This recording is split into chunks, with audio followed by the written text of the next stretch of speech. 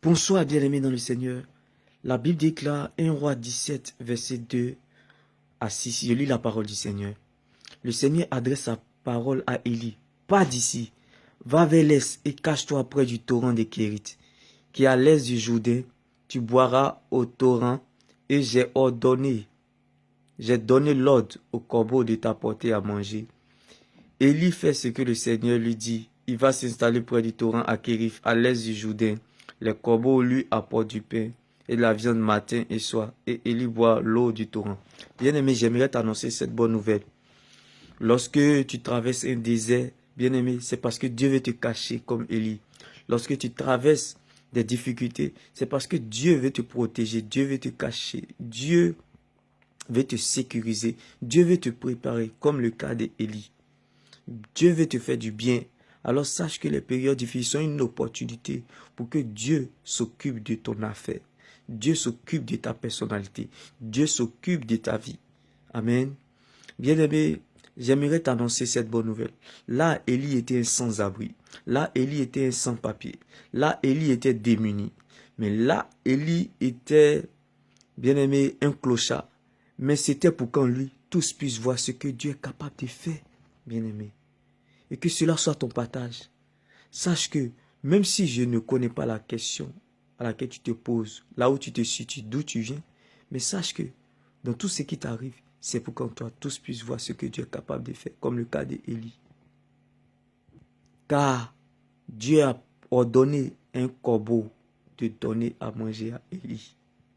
Donc sache que dans tout ce qui t'arrive, Dieu est capable d'emmener à l'existence ce qui n'a jamais existé. Et c'est ça l'opportunité pour toi.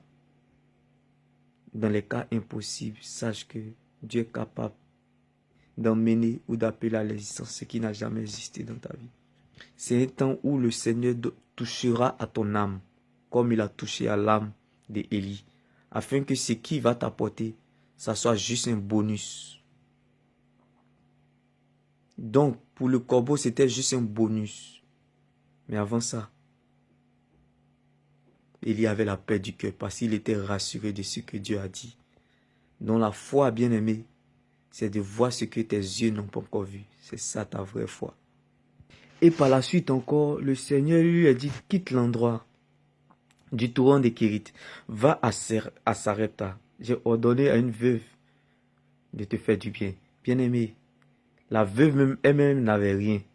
Mais bien-aimé, mais elle avait un reste. C'est avec ce reste qui était dans sa maison que Élie a fait la différence. Bien-aimé, c'est pour cela que j'aimerais t'interpeller en ce jour. Bien-aimé, si une chose ne veut pas t'aider, il y a une autre chose qui t'aidera. Quand une autre chose ne voulait pas aider à un certain moment, Élie, au torrent de Kérith, Élie a continué sur la veuve de Sarepta. J'aimerais t'annoncer, si une chose ne veut pas t'aider, il y a une autre chose qui t'aidera, comme le cas d'Élie. Bien-aimé, Dieu travaille avec le reste. La veuve de Sarepta, elle avait un reste. Le reste, c'était quoi?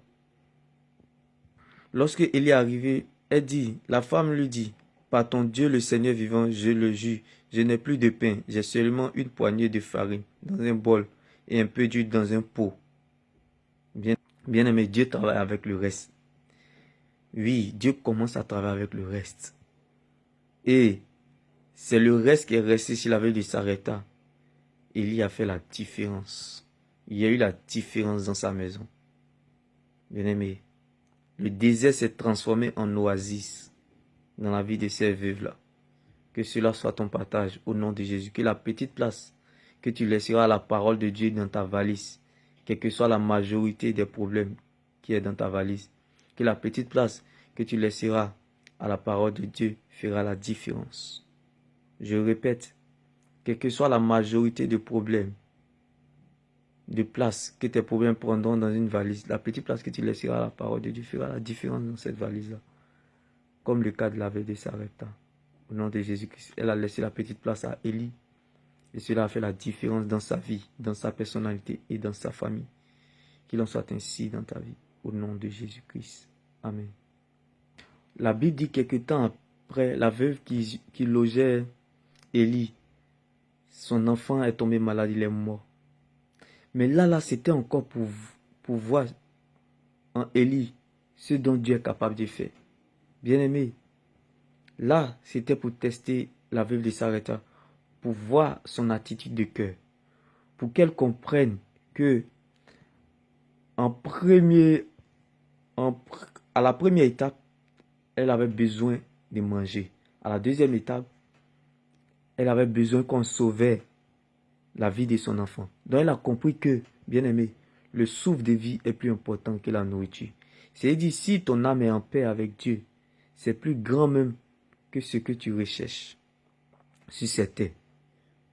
Et c'est pour cela, Dieu a permis que son fils tombe malade et qu'il meure, et Élie le ressuscitera. Élie le ressuscita. Donc, bien aimé, j'aimerais t'annoncer cette bonne nouvelle. Tout ce qui t'arrive, c'est pour qu'en toi, tous puissent voir ce que Dieu est capable de faire. Et sache que de la même manière Dieu t'a sauvé hier, c'est pas comme ça qu'il va te sauver aujourd'hui. Donc, juste simplement t'interpeller que, bien aimé, le but de Dieu dans ta vie, c'est que tu puisses avoir tes yeux fixés vers les choses du ciel, plus que les choses terrestres. Les choses terrestres sont importantes, mais les choses du ciel sont plus mieux. Donc c'était juste pour montrer à la veuve de Sarepta, en sauvant son fils, en ressuscitant son fils, que ce qu'elle a manqué hier n'est pas comparable. C'est-à-dire que la manière que Élie a ressuscité son fils n'est pas comparable à ce qu'elle a manqué hier. C'est-à-dire ce que lui manquait hier, là. Il y a une très grande différence entre la résurrection et la guérison qu'elle a reçue hier. Quand elle avait besoin de manger ou bien de choses, de subvenir à ses besoins, c'était juste la guérison dans sa vie. Mais lorsque Élie a ressuscité son fils, c'était la différence. Donc elle a vu que souvent, nous demandons la guérison à Dieu. Pourtant, Dieu voit au-delà de notre guérison. Dieu veut nous donner la résurrection. Je prie que ce que tu cherches, ce que tu attends, sache que c'est plus grand que ce que Dieu te réserve. Comme la veuve de Sarepta. Bien-aimé, la veuve de Sarepta, elle cherchait la guérison, mais pourtant Dieu voyait au-delà de la guérison dans sa vie, la résurrection de son fils. Donc sache que, bien-aimé, ce que Dieu te réserve est plus grand que ce que tu regardes et ce que tu vois. Dis-moi béni, shalom. Et n'oublie pas, Dieu commence à travailler avec le reste, le vide et le zéro, ce qui est insignifiant sans valeur.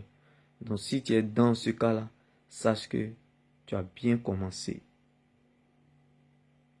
Je répète, Dieu commence à travailler avec le vide, zéro, le reste, avec ce qui est insignifiant sans valeur. Donc si tu es dans ce cas ou dans cette situation, c'est que tu as bien commencé, comme la veuve de Sarepta. Car ce que tu demandes est plus grand que ce qui t'attend. Oui, pendant que tu es en train de chercher la guérison, Dieu voit ta résurrection, comme le cas de la veuve de Sarepta, qui manquait en subvenant à ses besoins. Mais Dieu voyait la résurrection dans la vie de son enfant. Que cela soit ton partage.